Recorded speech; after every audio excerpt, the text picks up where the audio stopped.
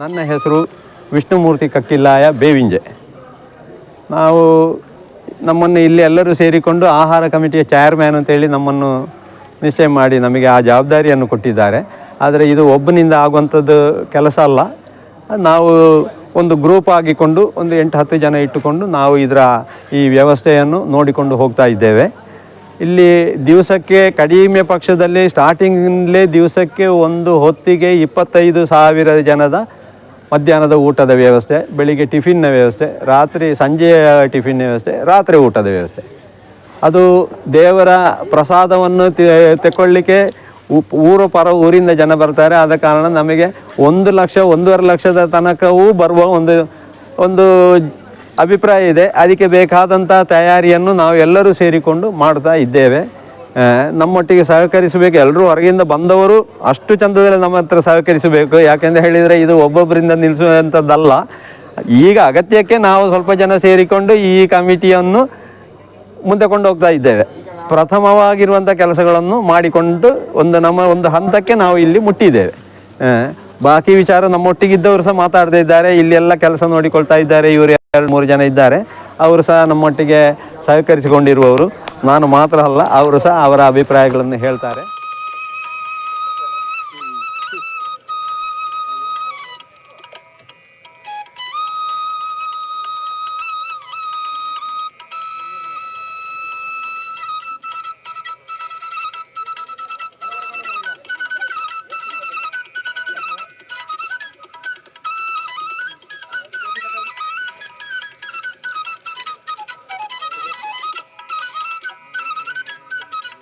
ನಮಸ್ಕಾರ, ನಾನು ಗಣೇಶ್ ಕೃಷ್ಣಾಳಕ್ಕೆ, ಈ ಆಹಾರ ಸಮಿತಿಯ ಸಂಚಾಲಕ ಹಾಗೂ ಕಾರ್ಯದರ್ಶಿ ಹೇಳುವ ನೆಲೆಯಲ್ಲಿ ಇಲ್ಲಿ ಕೆಲಸ ಮಾಡ್ತಾ ಇದ್ದೇನೆ.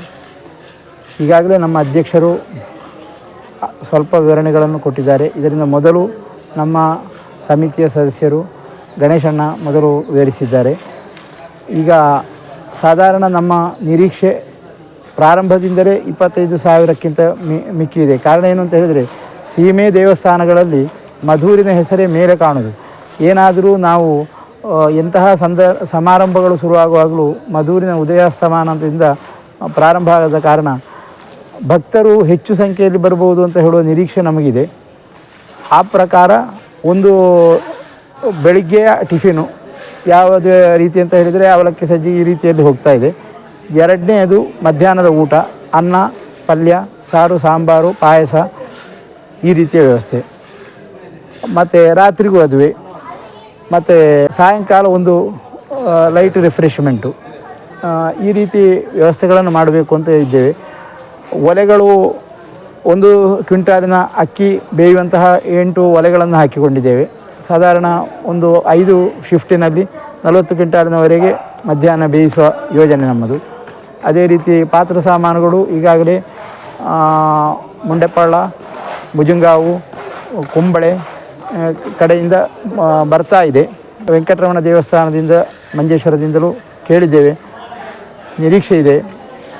ಅದೇ ರೀತಿ ದಾನಿಗಳು ಈಗ ನಿನ್ನೆ ಒಬ್ಬರು 5 ಕೊಪ್ಪರಿಗೆಯನ್ನು ದಾನವಾಗಿ ಕೊಟ್ಟಿದ್ದಾರೆ. ಇನ್ನು ಮುಂದೆಯೂ ಈಗ ಮಂಗಳೂರು ಸೈಡಿನಿಂದ ಪಾತ್ರ ಸಾಮಾನುಗಳು, ದಾನಿಗಳು ಬರಲಿಕ್ಕಿದೆ. ಅದೇ ರೀತಿ ಹೊರೆಕಾಣಿಕೆಗಳು ಬರಲಿಕ್ಕಿದೆ.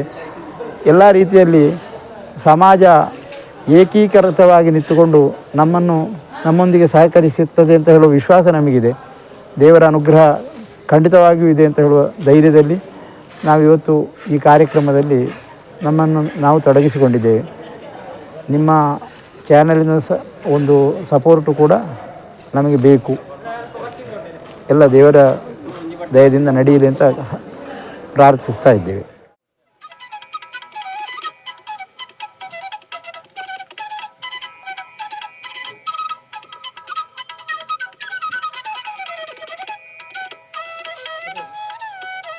ಎಲ್ಲರಿಗೂ ನಮಸ್ಕಾರ.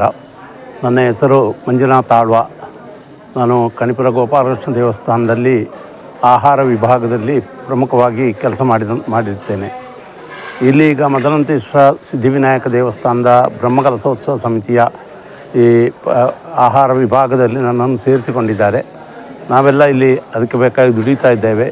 ಈಗಾಗಲೇ ನೀವು ಕಾಣ್ತಾ ಇದ್ದೀರಿ, ಒಲೆಯ ವ್ಯವಸ್ಥೆಗಳು ನಡೀತಾ ಇದೆ. ಅದೇ ರೀತಿ ಅನ್ನವನ್ನು ಸ್ಟಾಕ್ ಮಾಡಿಡುವಂತಹ ಒಂದು ಪಳ್ಳದ ವ್ಯವಸ್ಥೆಯು ನಡೀತಾ ಇದೆ. ಪಾತ್ರೆಗಳು ಎಲ್ಲ ದೇವಸ್ಥಾನಗಳಿಂದಲೂ ಇಲ್ಲಿಗೆ ಬರ್ತಾ ಇವೆ. ಸಾವಿರಾರು ಕಾರ್ಯಕರ್ತರು ನಿತ್ಯ ಈಗಲೂ ಇಲ್ಲಿ ಕೆಲಸ ಮಾಡ್ತಾ ಇದ್ದಾರೆ. ಅದೇ ರೀತಿ ಮುಂದೆ ಅಲ್ಲಿ ಇಲ್ಲಿಯ ಈ ಸಾಮಾನುಗಳನ್ನು ತರುವಂತಹದ್ದು, ಇಲ್ಲಿ ಬೇಯಿಸುವಂತಹದ್ದು ಕೆಲಸವನ್ನು ಕಾರ್ಯಕರ್ತರ ಸಹಾಯದಿಂದ ನಮಗೆ ಮುಂದುವರಿಸಲಿಕ್ಕೆ ಸಾಧ್ಯ ಉಂಟು. ಅನ್ನ ಪ್ರಸಾದ ಎಂಬುದು ಬ್ರಹ್ಮಕಲಶದಲ್ಲಿ ಅತಿ ಮುಖ್ಯವಾದಂತಹದ್ದು. ಅದು ಯಾರಿಗೂ ಸಿಕ್ಕಿಲ್ಲ ಒಂದು ಇದು ಬರಬಾರ್ದು. ಅದಕ್ಕೋಸ್ಕರವಾಗಿ ಇಲ್ಲಿ ಎಲ್ಲ ಕಾರ್ಯಕರ್ತರು ರಾತ್ರಿ ಹಗಲು ದುಡಿತಾ ಇದ್ದಾರೆ. ಈಗ ತರಕಾರಿಯನ್ನು ಕೊಯ್ಯುವಂಥದ್ದಕ್ಕೆ ಇದೇ ಚಪ್ಪರದ ಒಂದು ಭಾಗದಲ್ಲಿ ಅದಕ್ಕೆ ವ್ಯವಸ್ಥೆಯನ್ನು ಮಾಡ್ತಾ ಇದ್ದಾರೆ. ಅದಕ್ಕೆ ಬೇಕಾದಂಥ ಕತ್ತಿಗಳನ್ನು, ಅದಕ್ಕೆ ಬೇಕಾದಂಥ ಎಲ್ಲ ಸಾಮಗ್ರಿಗಳು ಈಗಾಗಲೇ ತಯಾರಾಗಿವೆ. ಇನ್ನೀಗ ನಾಳೆ 26ರಿಂದ ನಾವು ಆ ಕಾರ್ಯಕ್ರಮ ಇಲ್ಲಿ ಪ್ರಾರಂಭಿಸ್ತಾ ಇದ್ದೇವೆ. ನಾಳೆ ಇಲ್ಲಿ ಬೆಳಿಗ್ಗೆ 7:30 ಗಂಟೆಗೆ ಗಣಹೋಮವನ್ನು ಮಾಡಿ ಈ ಮಹಾಗಣಪತಿಯ ಒಂದು ಆಶೀರ್ವಾದವನ್ನು ತೆಗೆದುಕೊಂಡು ಇಲ್ಲಿ ಅಡುಗೆ ಕಾರ್ಯಕ್ರಮವನ್ನು ನಾವು ಇಲ್ಲಿ ಪ್ರಾರಂಭಿಸ್ತಾ ಇದ್ದೇವೆ. ಈ ರೀತಿ ಸಮಗ್ರವಾದಂಥ ಜನರ ಹಿತವನ್ನು ಬಯಸಿಕೊಂಡು ಜನರ ಸಹಕಾರದೊಂದಿಗೆ ನಾವು ಇದನ್ನು ಮಾಡಲಿಕ್ಕೆ ಎಲ್ಲರೂ ತಯಾರಾಗಿದ್ದೇವೆ. ನಮ್ಮ ಅಧ್ಯಕ್ಷರು, ಕಾರ್ಯದರ್ಶಿಯವರು ಹೇಳಿದ ಹಾಗೆ ಇದಕ್ಕೆ ನಿಮ್ಮ ಸಹಾಯವೂ ಬೇಕು, ದೇವರ ಅನುಗ್ರಹವೂ ಬೇಕು. ಅದೇ ರೀತಿ ಇಲ್ಲಿ ಬರುವಂಥ ಎಲ್ಲ ಕಾರ್ಯಕರ್ತರನ್ನು ಒಗ್ಗೂಡಿಸಿಕೊಂಡು ನಾವು ಈ ವ್ಯವಸ್ಥೆಯನ್ನು ನಡೆಸ್ತೇವೆ ಎಂಬಂಥ ಆತ್ಮವಿಶ್ವಾಸ ನಮಗಿದೆ. ಅದಕ್ಕೆ ನಿಮ್ಮೆಲ್ಲ ಸಹಾಯ ಹಾಗೂ ಆ ಮದನಂತೇಶ್ವರ ಮಹಾಸಿದ್ಧಿವಿನಾಯಕರ ಅನುಗ್ರಹ, ನಾವು ನಂಬಿರುವಂಥ ದೇವರುಗಳ ಅನುಗ್ರಹ ಸದಾ ಇರಲಿ ಎಂಬುದಾಗಿ ಪ್ರಾರ್ಥಿಸಿಕೊಂಡು ನಿಮ್ಮೆಲ್ಲರನ್ನು ಈ ಬ್ರಹ್ಮಕಲಶೋತ್ಸವಕ್ಕೆ ಸ್ವಾಗತಿಸ್ತಾ ನನ್ನ ಮಾತನ್ನು ಕೊನೆಗೊಳಿಸ್ತೇನೆ.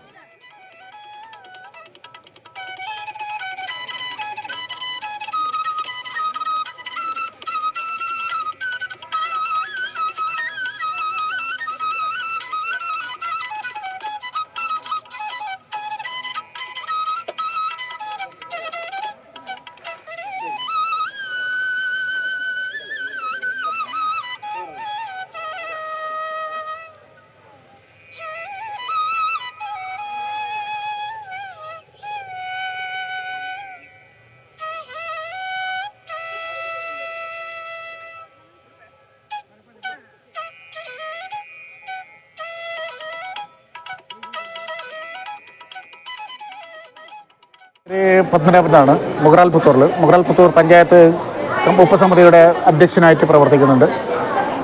കമ്മിറ്റിയുടെ കീഴിൽ ഒരു 14ഓളം വീണ്ടും ഒരു ഉപസമിതി ആക്കിയിട്ടുണ്ട്. എല്ലാം ആക്റ്റീവായിട്ട് ബാക്കി പണികളെല്ലാം നടന്നുകൊണ്ടുണ്ട്. ഇന്നിപ്പോൾ ഡെക്കറേഷൻ്റെ പണി നടന്നുകൊണ്ടുണ്ട്. ഏകദേശം 1-2 ദിവസത്തിൽ ഞങ്ങളുടെ വർക്കുകളെല്ലാം പൂർത്തിയാക്കും. ഇന്നിവിടെ ഇപ്പോൾ VIP സ്വീകരിക്കാനുള്ള ചുമതലയും എനിക്ക് ഏൽപ്പിച്ചിട്ടുണ്ട്. ഏതായാലും എല്ലാ പരിപാടികളും ഭംഗിയായി നടക്കും.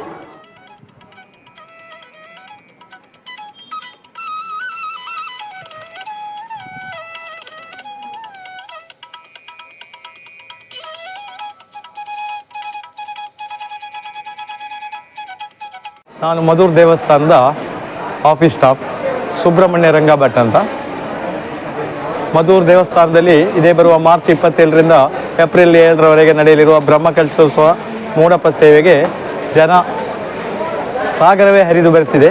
ಈಗಾಗಲೇ ಮಧ್ಯಾಹ್ನಕ್ಕೆ ಒಂದು 6,000-7,000 ಜನ ಊಟಕ್ಕೆ ಇರ್ತಾರೆ. ರಾತ್ರಿ ಹೊತ್ತಿಗೆ 2,000-3,000 ಜನ ಇರ್ತಾರೆ. ಈಗ ಒಂದು ದೇವಸ್ಥಾನದ ಬ್ರಹ್ಮಕಲಶದ ರೀತಿಯಲ್ಲೇ ಮುಂದೆ ಹೋಗ್ತಾ ಇದೆ. ಇದೇ ರೀತಿ ಹೋದರೆ ನಮ್ಮ ಬ್ರಹ್ಮಕಲಶಕ್ಕೆ ಲಕ್ಷಾಂತರ ಜನಗಳು ಬಂದು ಈ ಬ್ರಹ್ಮಕಲಶೋತ್ಸವ ವಿಜೃಂಭಣೆ ನಡೆಯುವುದರಲ್ಲಿ ಯಾವುದೇ ಸಂದೇಹ ಇಲ್ಲ.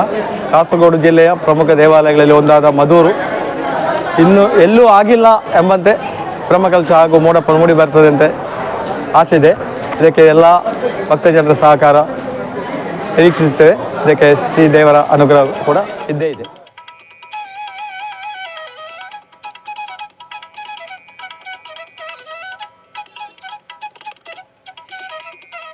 ನನ್ನ ಹೆಸರು ರಮೇಶ್. ನಾನು ಬ್ರಹ್ಮಕಲಶೋತ್ಸವ ಸಮಿತಿಯ ಉಪಾಧ್ಯಕ್ಷ. ಈಗ 27ರಿಂದ ಪ್ರಾರಂಭಗೊಳ್ಳುವ ಬ್ರಹ್ಮಕಲಶೋತ್ಸವ ಮತ್ತು ಮೂಡಪ ಸೇವೆ ಕಾರ್ಯಕ್ರಮಗಳಿಗೆ ಈಗಾಗಲೇ ಬಹಳದ ಸಿದ್ಧತೆ ಆಗ್ತಾ ಇದೆ. ಸಾವಿರಗಟ್ಟಲೆ ಭಕ್ತ ಜನರು ಕರಸೇವಕರಾಗಿ ಇಲ್ಲಿ ಕೆಲಸ ಮಾಡ್ತಾ ಇದ್ದಾರೆ. ಎಲ್ಲರೂ ಕೂಡ ಅವರ ಕೆಲಸವನ್ನು ಪೂರ್ತಿ ಬಿಟ್ಟು ಇಲ್ಲಿ ದೇವಸ್ಥಾನದ ಕಾರ್ಯಕ್ರಮಗಳಿಗೆ ಆದ್ಯತೆ ಕೊಟ್ಟು ಅವರ ಕೆಲಸದಲ್ಲಿ ತೊಡಗಿಸಿಕೊಂಡಿದ್ದಾರೆ. ಎಲ್ಲ ಭಕ್ತ ಜನರಿಗೂ ದೇವರು ಆಯುರಾರೋಗ್ಯ ಸೌಖ್ಯ ಕರುಣಿಸಲಿ ಅಂತ ಪ್ರಾರ್ಥಿಸ್ತೇನೆ.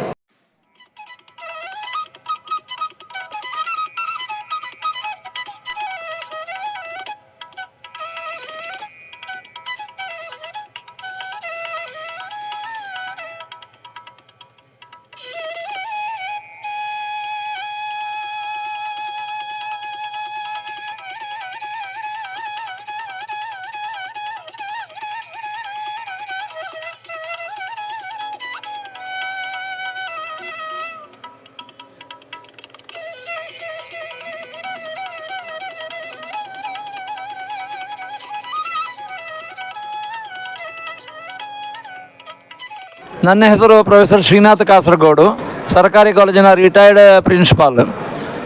ಈಗ ನಾನಿಲ್ಲಿ ಮಧೂರು ಬ್ರಹ್ಮಕಲಶ ಸಮಿತಿಯಲ್ಲಿ ನಮ್ಮ ಸ್ವಾಗತ ಸಮಿತಿಯಲ್ಲಿ ಒಬ್ಬ ಸದಸ್ಯನಾಗಿ ದುಡಿತಾ ಇದ್ದಾನೆ. ನಮ್ಮ ಈ ಕಾರ್ಯಕ್ರಮದ ಸಂಚಾಲಕರಾಗಿ ನಮ್ಮ ರಮೇಶ್ ಅವರಿದ್ದಾರೆ.